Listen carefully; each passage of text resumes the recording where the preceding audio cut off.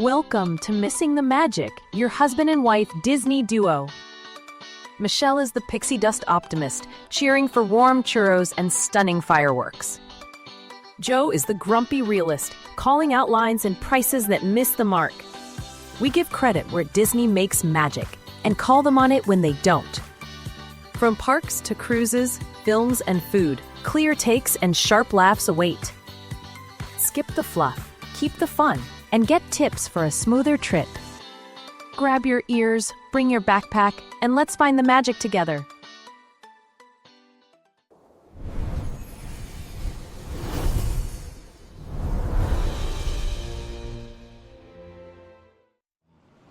Anything you want to say before we get into them, or you just want to get into the list? I guess we can just get into the list. The fact that I have 5 pages of notes, is that a bad thing? I'll just kind of sit back and...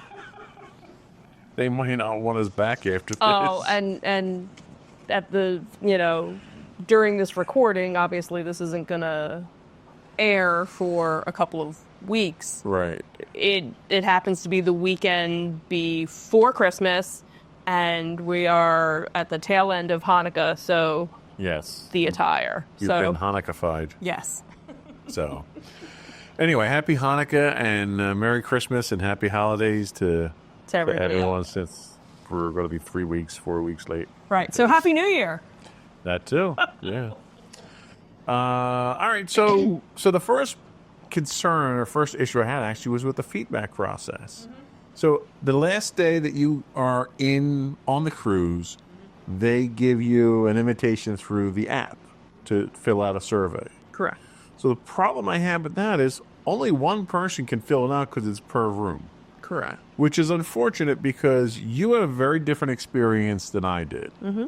And I think both of those experiences are valid. Absolutely. And then there are also people that aren't necessarily a family that are sharing a room too. So you have, friends, colleagues. There's even bloggers that share rooms together that are influencers right. doing. So, and the other thing too is that they make such a point to don't forget to do your survey. Right. Don't forget to do your survey. Because that's how everyone gets all their credit. Right. So yeah, they're on top of you to do it, but you only get to do it once. Right.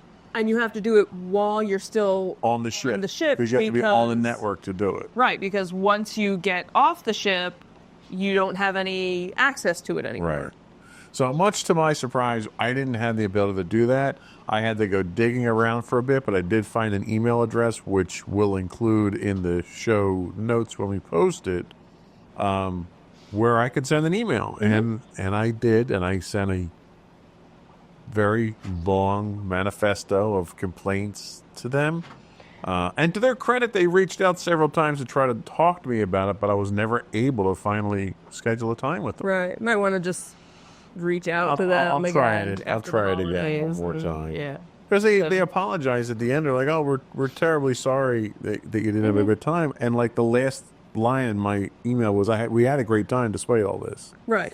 So anyway, if Disney wants to improve things, let you do multiple surveys for the number of people that are booked, because it's not like they don't realize you got 5 people in a room. And right? I could also understand them wanting you being time sensitive. Right.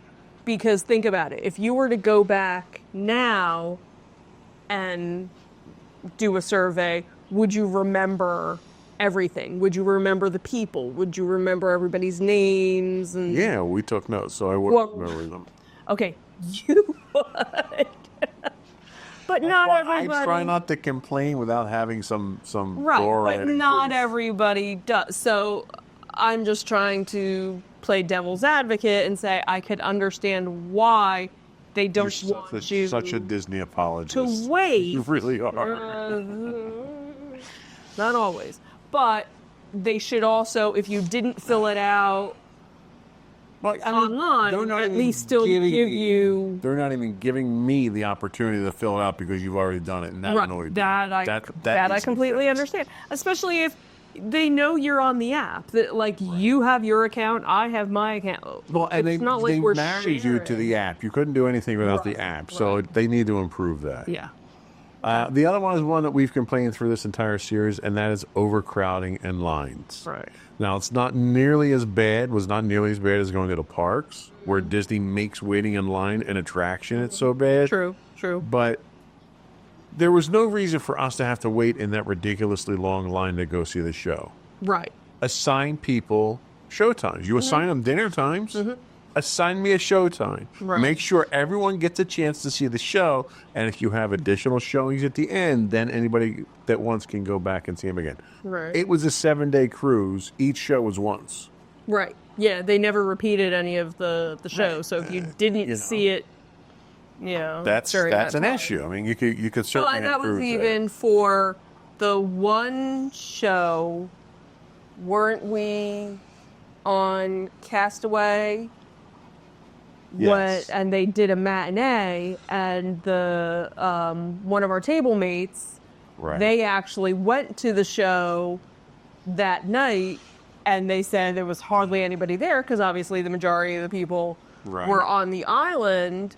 But if you do that for that show, why not do it for the others? But again, yes, the one show we didn't wait very long for, but the other one, that first one we didn't wait long for.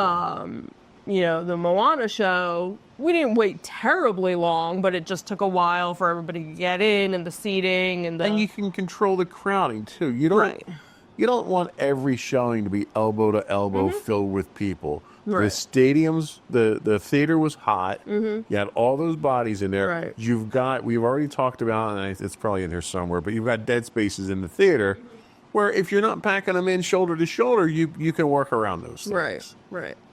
The other complaint about waiting was dinner. Every dinner was a wait. You've got a scheduled time for dinner.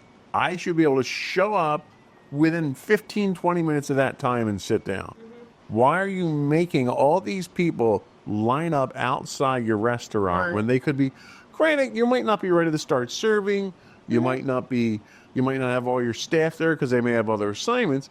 But seat the people at least. Let them sit down. Let them relax. Why are you standing them in a cattle corral for no apparent reason? And in most cases, like especially like with Marvel, and Coco, it was a fire hazard. Yes. Having all those people. If there was an issue, those people, you would have had a lot of problems. Right. And honestly, did we need to be the first ones in the restaurant? Was that really gonna get us anything? Exactly. So they were At the end of the cruise, we were the last ones to show up to dinner.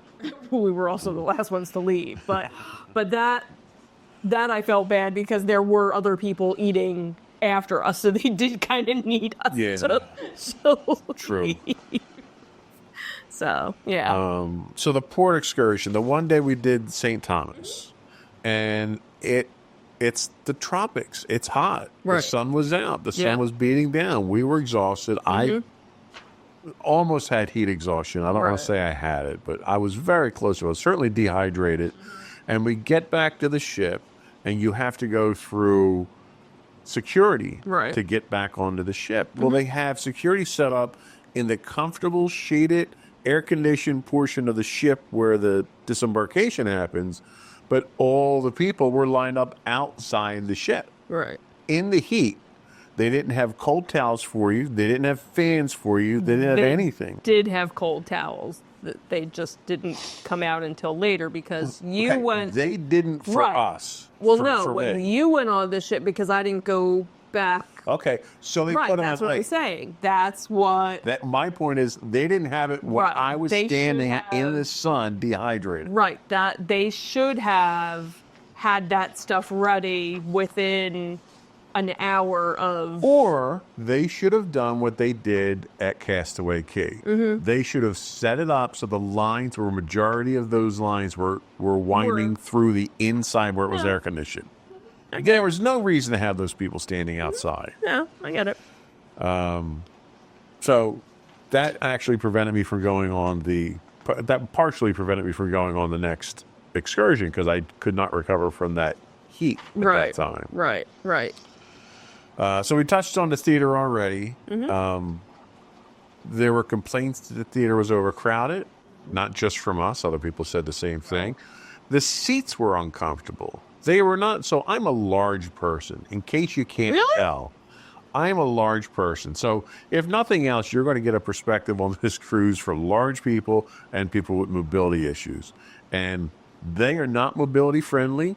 It steps in, steps down, unless you're in a very strict area. So if you have mobility issues, you're going to have problems. The other issue is the seats were very uncomfortable. They weren't meant for people my size. And you're literally sitting on top of other people. Now, they did have areas for people in wheelchairs. Yes, they had reserved areas. Right. So we're not saying all mobility issues were a problem. So No, if you came in the wheelchair, they had a seat where I was walking with a cane, and I had to go up and down stairs with that cane, and that is an issue. Right. You would have thought a cast member would have seen me with walking issues and directed me someplace that would have been less of a hazard. Like they did when we had the muster drill. Muster drill. Yep. Where they saw you and they said, "Oh, you sit Right. here." And we were so complimentary about that. I don't know why it's not consistent across the board. Yeah, I got it. So, and then the other problem is the obstructive views. We didn't happen to have one, but 2 seats over from us, there's a big giant pillar right in the middle. Right. Like, why would you even put seats there at that point? It was just, it's stupid. Right. No, I get it. There's a commercial now for I think some insurance company or something like that. It's the same type of thing. The guy sits down, he's got a pillow right in front of him. Oh, yeah. He Like, was I feel like that was what the theater was built like. Yeah. Beverage availability and inconsistent bar experience. So on the last night, I was literally told I couldn't get a beer at the Skippers Society. Right. How do you not have beer? You've got literally 4 bars right there, and you can't muster a beer up for me? Well, and that's what I think made it a positive experience when you went to order a certain beer at the Haunted Mansion parlor, and they didn't have it, but he went to go get it from a different bar. Next door. Yeah, they didn't have cold beer at the time. Right. They were having issues. They didn't have cold beer several times after that. But they thing. knew they didn't have a cold beer, so he literally left the bar, went next door to the Scat Cat, and got me the IPA that I was looking for and brought it back. And the Skipper Society, the Scat Cat, and the Haunted Mansion are all right together. there. So the waiter, the server at the how do you Skipper go to a bar and Society... someone says, "I'm sorry, we don't have beer"? Then it's not a bar. At that point in time, it's just a table. We're towards the end of the cruise. We don't have and that was the feeling that I got. Was like, oh, well, we didn't stock enough for the whole cruise because it was a 7-day cruise and you can't have a beer now. Right. It was idiocy, absolute idiocy. The Quiet Cove. I could spend this entire podcast episode on the Quiet Cove. This was probably the biggest disappointment on the ship for me. It was not quiet. It was not comfortable. It was too small.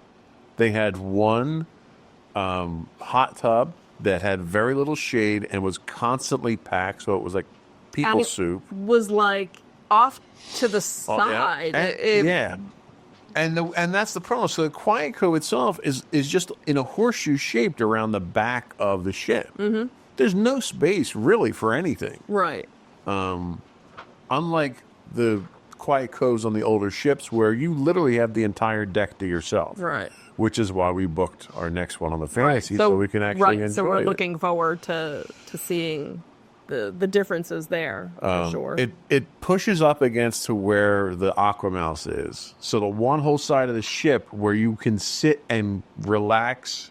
There's not much shade unless it's the right time of day. Right. But you can see that's where I tried to read my book, and you have this constant noise of the routine of the Aquamouse going off over and over. It was the most distracting, annoying thing ever when you're trying to just get out there and relax. Yeah, I think I was only up there twice, if that. Yeah. Because I actually went into the pool the one time. Right. And that's the thing. I didn't spend much time up there because, 1, it was hard to find seats. Right. 2, it was extremely hard to find shade. Right. And 3, it was noisy. Mm-hmm. it wasn't a pleasant experience, and that was what was set aside for adults, and they did a really poor job. Right. That infinity pool isn't a pool. No. It was a puddle. Yeah. It was an infinity puddle. You could fit maybe 8 people, 10 people standing. Well, and that was the thing, and the way it was like had 2 lips, and then there was an area, so you couldn't swim, obviously. Right. It was basically, I'm getting in this to cool off. Right. And it's it's a great view of the ass end of the ship, but other than that, no appeal. You had the 2 little foot baths that you sat in Right. on either side. It was a complete waste of space. People would sit there for 2 minutes and they'd be like, what does this thing do? And then they get up and leave. And I guess that was more for people that didn't want to be in the people soup. Right. And I guess also the way it was kind of set up too, because you also had the servers that were, getting alcohol, was, well, I'm just going to sit here and drink. Right. It was really kind of... But there was no shade, so you were out in the sun the entire time. I still have sun.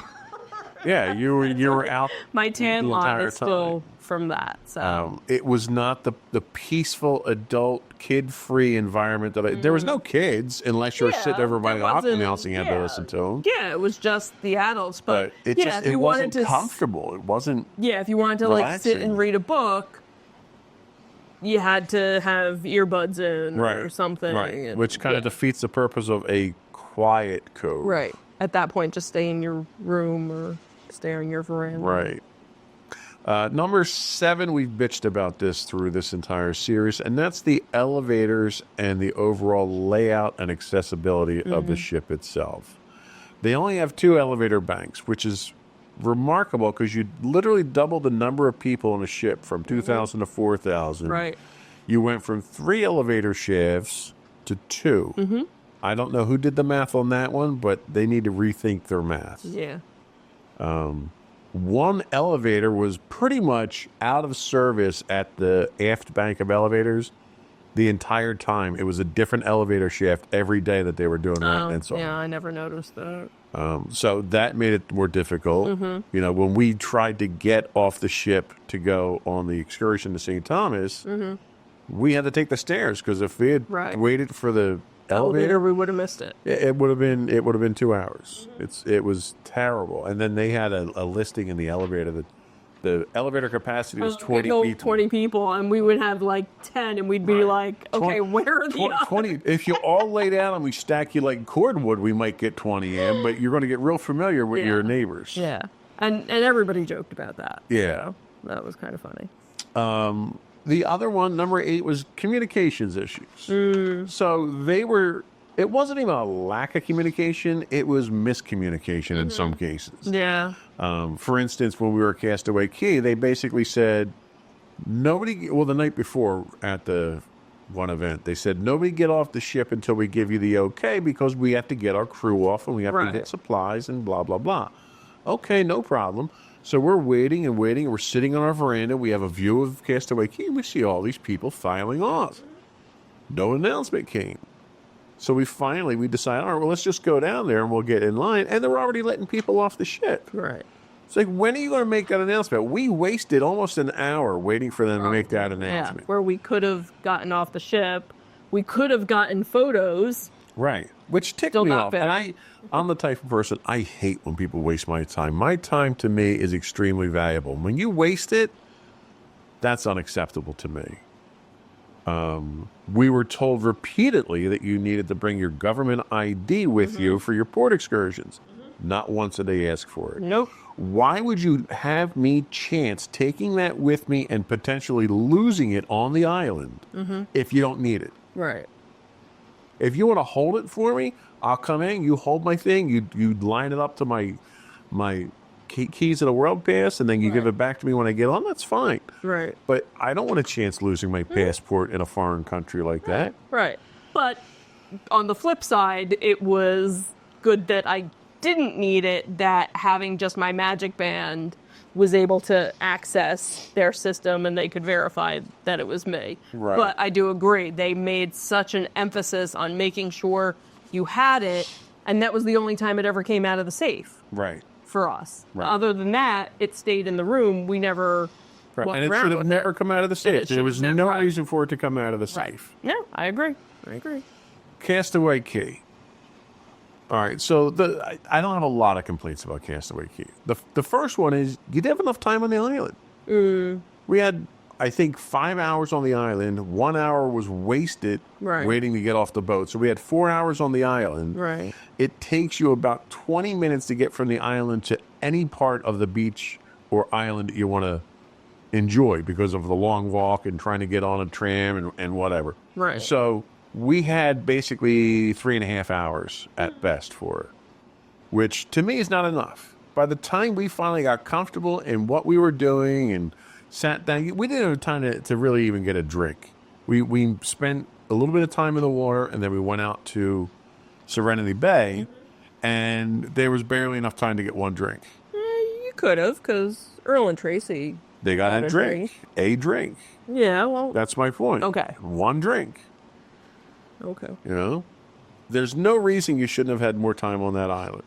Especially since the night before, you were literally there. They had to sail out to sea to do fireworks and then come in later in the morning. Right. So you're literally there. Right.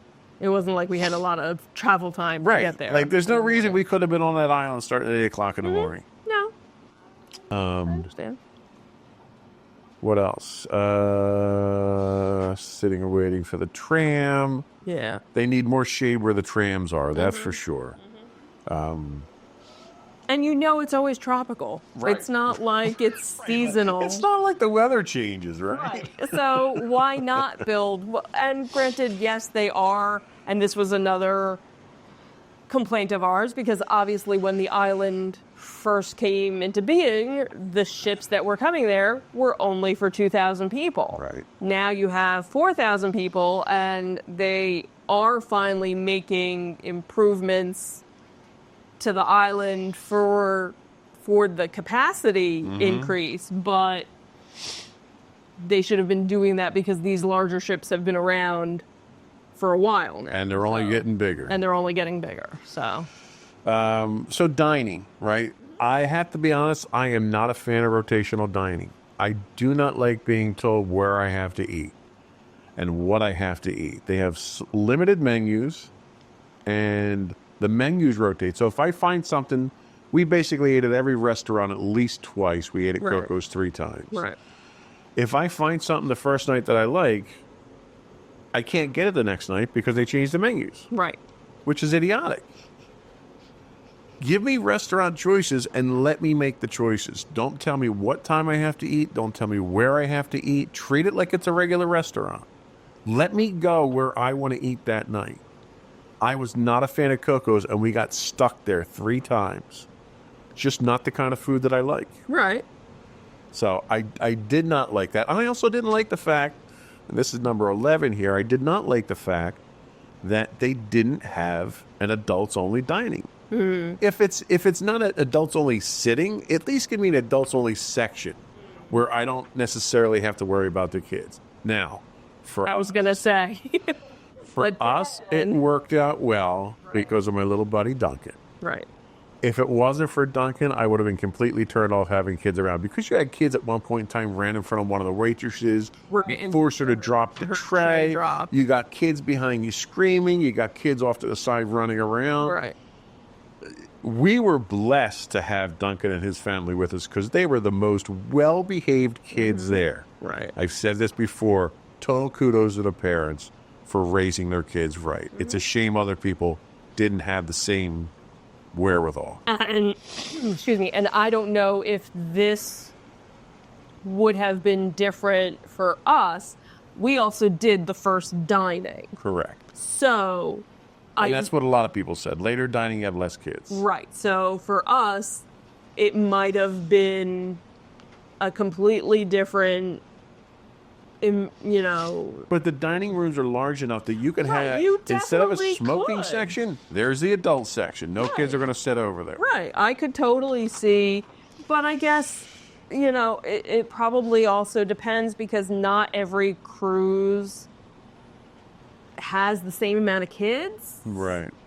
But it's a Disney cruise. You're going to have kids. Well, and that's the thing. So there's there's your argument. There's going to be kids. Right, but they cater to kids and they cater to adults. Right. Otherwise, you wouldn't have an adults-only section for absolutely quiet. Or what I could see them doing is if you have kids in your party that are 10 and up, you're automatically in the later dining. If you have younger kids, you automatically get put like that. That's how they separate it to start. And then if you happen to swip, because there are people that prefer the later dining, even if they have kids, because in a lot of cases, their kids never even eat dinner. So they take their kids to the buffet or they get room service for the kids earlier, and then the kids are off in the play areas and stuff, and they get to enjoy dinner without the kids. In the grand scheme of things, the way that they do rotational dining, that would make the most sense. However, I prefer choice. Right. Don't make my choices for me. If I want to eat at Coco's 3 nights on a 7-night cruise, then I'll eat at Coco's 3 nights on a 7-night cruise. Right. If I don't, then I won't. Right. The only other option that you have at that point is to go get the quick serve up on the pool deck. Right. The buffet's not even open as an option. Well, see, and that happened, and I didn't realize this until later on. That actually changed during COVID, because before COVID, the buffet was open. That doesn't do me any good. I understand. So maybe it will be something that, again, if enough people... Disney's rolled back so many of the quality... Well, no, but I'm saying if enough people complain, and this is one of the things I keep seeing on the different Facebook groups where people have these little complaints and they said, email, something got changed, and if enough people complain about it, and that is why we're making this episode, because if I can enlist some disciples to my cause here, right, we can make the cruise a better experience. He went on one.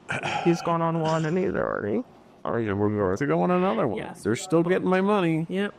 If I'm going to give you my money, do it my way. Right. Yeah, I get it. And carrying over from that, the one thing that would have been nice would be to have multiple show times, right?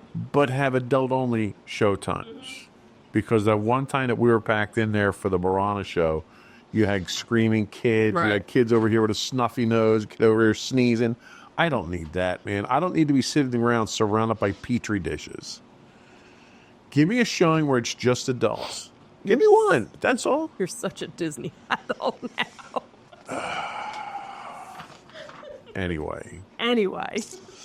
The venue and the design. We've talked about this too.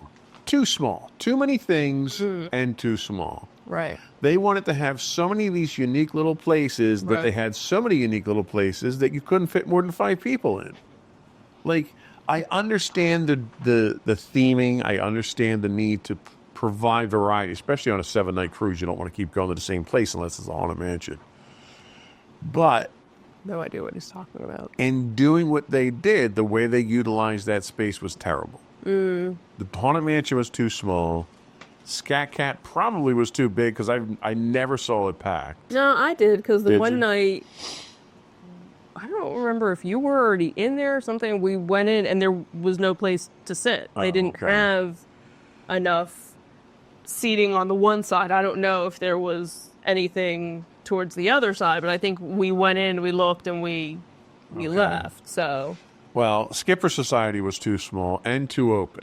They were holding events there, and people were spilling out into the hallways, which made for a safety hazard trying to get through. Right.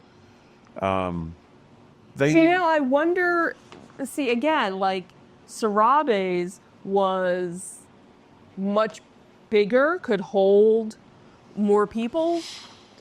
Maybe because there were other events going on there, at the same time. Maybe, like it almost seems like things that were in one place should have been someplace else. Right. And then the I can't remember what the name of the room is, the one that was next to the Periscope, where we did the Oh, yeah, I know which one you're talking about. right. So that was just set up as a room, an activities room. Right. Why you didn't utilize that? Well, and even Sarabi's.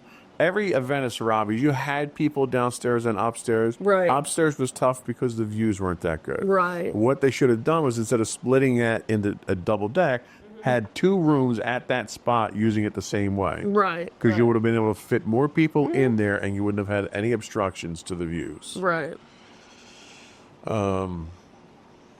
And you probably didn't need like as big of a stage area. Right. Like it seemed like Well, at least for the stuff that we watched. Right. You know, we did. Again, we don't know did what the else. Indiana Jones there. We did Right. the bingo there. right.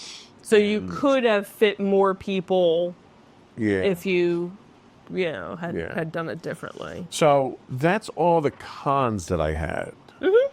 Any that you disagree with? No, I think any that I voiced my I just don't, devil's advocate. I don't want to sound unreasonable. No, not at all. I don't Because think my hatred for Disney can be unreasonable sometimes, and I recognize that. Thanks for watching, and make sure to like us. Check out the links below, and we'll see you on the next one. Have a good one, everyone. Bye. Bye. That's a wrap on this episode of Missing the Magic. If you enjoyed the mix of cheers and critiques, follow the show. Leave a quick rating and share it with a fellow fan. Have a question, hot take, or park hack we should try?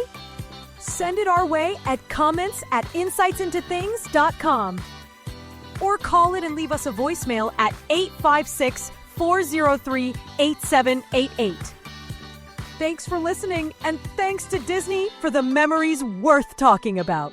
Keep your ears handy, bring your backpack, and we'll meet you back here for more Missing the Magic.